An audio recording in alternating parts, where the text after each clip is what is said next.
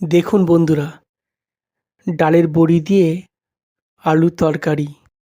নমস্কার বন্ধুরা, আপনাদের সবাইকে স্বাগত এবি কিচেন উইথ বেস্ট ফুডে। আজকে আমি ডালের বড়ি দিয়ে এক ধরনের তরকারি বানাবো। ডালের বড়ি নিয়েছি, পেঁয়াজ কুচি নিয়েছি, টমেটো নিয়েছি, আলু কেটে নিয়েছি। মশলার মধ্যে আদা রসুন গ্রাইন্ড করে নিয়েছি, কাঁচা লঙ্কা গ্রাইন্ড করে নিয়েছি। গুঁড়ো মশলার মধ্যে ধনে পাউডার, জিরে পাউডার, রেড চিলি পাউডার, হলুদ নিয়েছি, লবণ নিয়েছি আর গরম মশলা নিয়েছি। কড়া বসিয়েছি, কড়াইতে আমি রিফাইন তেল দিলাম। তেল গরম হলে ডালের বড়িগুলো আমি দিয়ে দিলাম। এবার আমি ভালো করে নেড়ে ভেজে নেব।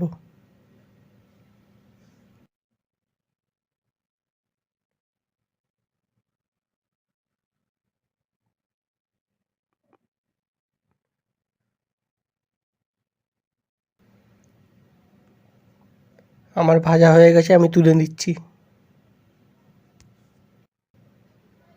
কাটা আলুগুলো আমি দিয়ে দিলাম।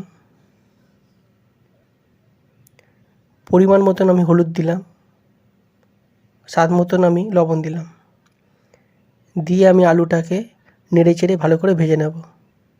আমার আলু ভাজা হয়ে গেছে, আমি তুলে নিচ্ছি।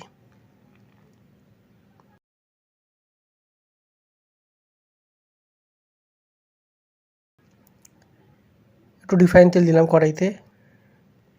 এবার আমি কুচনো পেঁয়াজগুলো দিয়ে দিলাম।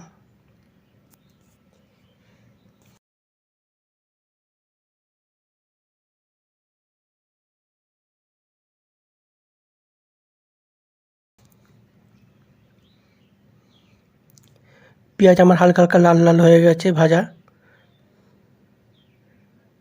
কাটা টমেটোগুলো দিয়ে দিলাম। দিয়ে নেড়ে চেড়ে ভালো করে ভাজবো।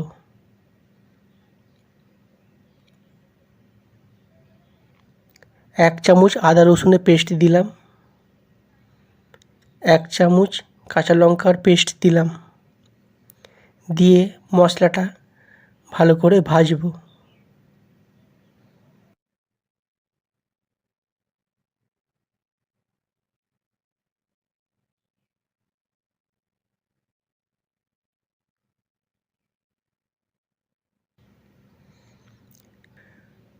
দু চামচ জিরে পাউডার দিলাম।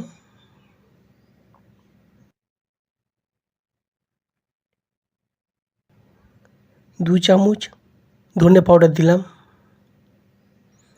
দিয়ে ভালো করে নাড়বো। এক চামচ হলুদ পাউডার দিলাম।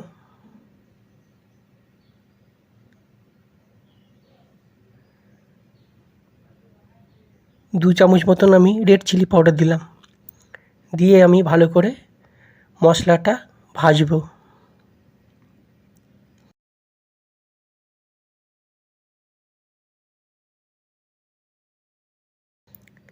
নেড়ে চেড়ে ভালো করে ভেজে অল্প অল্প করে জল দেব। দিয়ে ভালো করে মশলাটাকে ভাজবো। মশলা আমার ভাজা হয়ে গেছে বন্ধুরা, এবার আমি জল ঢেলে দেব।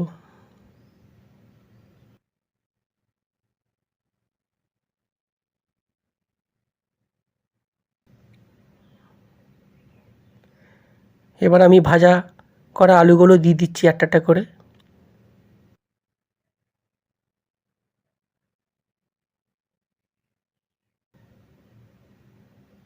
স্বাদ মতন আমি লবণ দেব।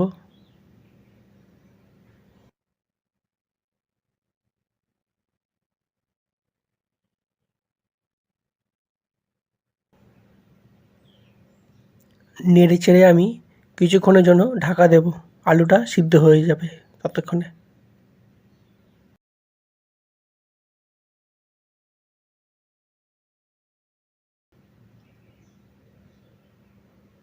ঢাকা খুললাম, আমার আলু সিদ্ধ হয়ে গেছে এখন।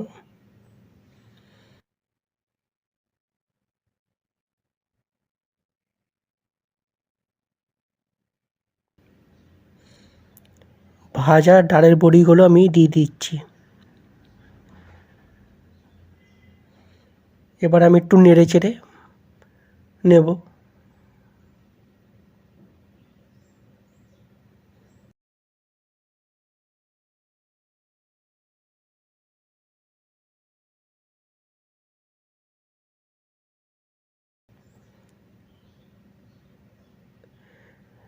গরম মশলা দিলাম, দিয়ে আমি কিছুক্ষণের জন্য ঢাকা দেব।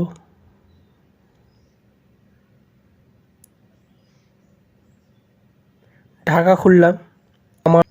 আমার ডালের বড়ি তরকারি তৈরি হয়ে গেছে বন্ধুরা। আপনারা এইভাবে বানিয়ে ঘরে গরম গরম ভাতের সাথে খাবেন, খেতে অপূর্ব লাগবে।